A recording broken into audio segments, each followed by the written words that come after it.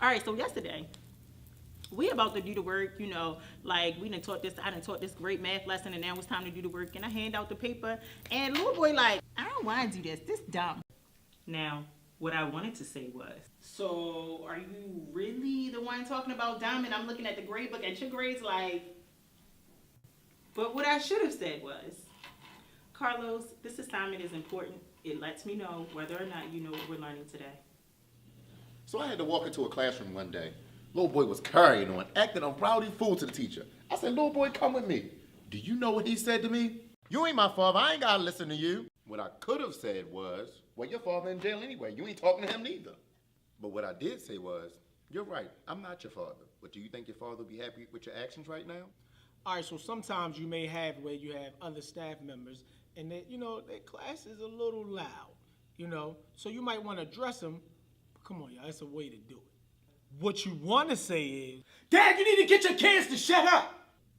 All right, so the correct way to, pull them to the side, say, hey, Miss Rose, when we going down the hallway, we got to, make sure we're keeping our class quiet. We're going to do this thing together as a team. When working with children, there's a right way and a wrong way to say things. So, the kids are noisy and you want them to be quiet. You wouldn't say, hey, y'all, shut up!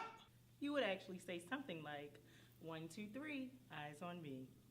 And when you want the kids to get in line, you wouldn't want to say, hey, y'all, just get in line.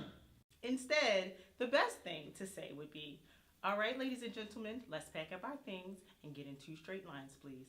There are times when the children kind of decide that they're the ones to make the rules. You don't want to say, I'm the adult, you the child.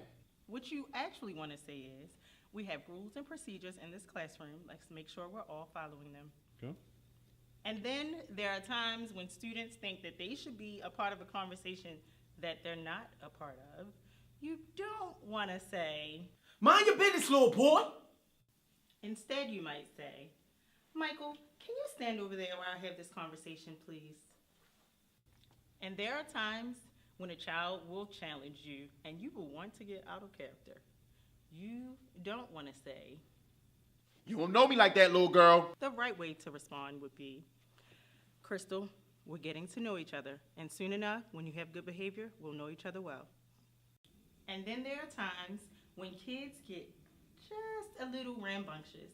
You don't want to say, y'all get on my nerves. There you go. Instead, you should calmly say, we're going to strive to have a great day today. And then there are times when all of the students in the classroom are standing and you want them to sit down. You don't want to say, hey, sit your tails down. Instead, you should say, at the count of 3, I need everyone in a seat.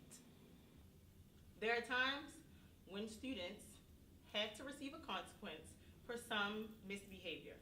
There's a right way and a wrong way to say that. Like, for example, if a student is misbehaving and they must lose some time on an activity, you wouldn't want to say, you're going to lose all your time today.